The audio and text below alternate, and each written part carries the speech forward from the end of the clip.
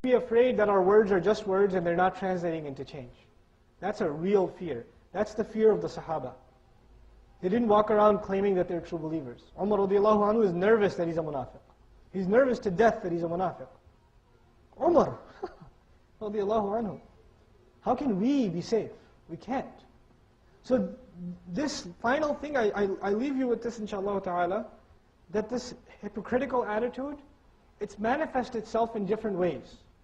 One of the ways it's manifested itself is, let's compromise the teachings of Islam. Let's present a watered down version of Islam and present ourselves as the champions of the enlightened, reformed Islam, right? And we are so courageous because we're standing up for this deformed version of Islam. And we're the actual torch bearers. We're the champions of this religion. So what you're actually doing is compromising this deen. But what you're presenting yourselves as is what? Heroes of it. And another great hypocritical scam that's infested this ummah. First you start by saying, I believe the Qur'an, but these scholars, they were ultra-orthodox, narrow-minded. We need to have a broader vision. So first you knock on the scholars. When you're done with the scholars, you say, some of these Sahaba, I don't know, they're not messengers, right? We don't have to follow them. Then you take the next step and you say, well, these Sahaba, they're the ones who transmitted hadith. So we shouldn't really trust the hadith. We can only trust what? The Qur'an. The Qur'an. And you're not really saying we should follow the Qur'an because the Qur'an is authentic, everything else is inauthentic. The real agenda is because the Qur'an has injunctions that are given precise shape and form in the Sunnah, right? The Qur'an has general injunctions that are given their precise form in the Sunnah, like the prayer. Prayer isn't outlined piece by piece in the Qur'an, it is outlined in the Sunnah, right? But you don't want to pray. What's the easiest thing you could do? You could say, you people you don't have the open mind enough. You're following hadith? Oh my God, you people are backwards. We just follow Qur'an. What that is one of the ultimate scams of hypocrisy. It's a scam. It's all it is.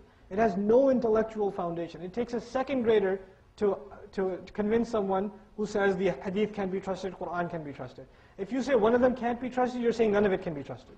By the way, the people who transmitted the Qur'an are the same people who transmitted the hadith. And if you say they can't be trusted with hadith, then automatically they can be trusted with Qur'an? No. Either you believe or you don't believe. Pick your sides. It's that simple. It's really that simple. So I wanted to conclude with this in our class just to give you some perspective. I pray that Allah enhances you in your knowledge of tajweed. I pray that He enhances you in your memorization of Qur'an. I pray that He enhances you in your knowledge of Qur'an.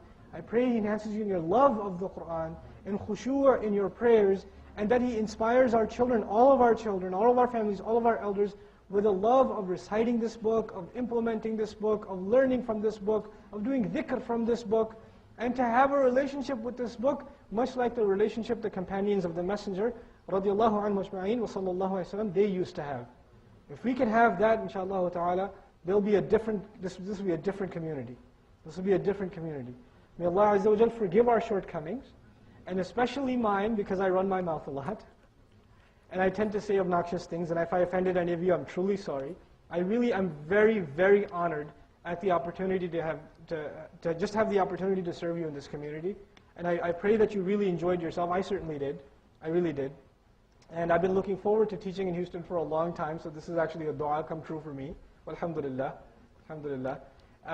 The last thing I want to say to all of you is, if you can, at the end of this month, we haven't confirmed it, we're trying to, we haven't confirmed it. At the end of this month, I'll try and send one of my colleagues, Hafiz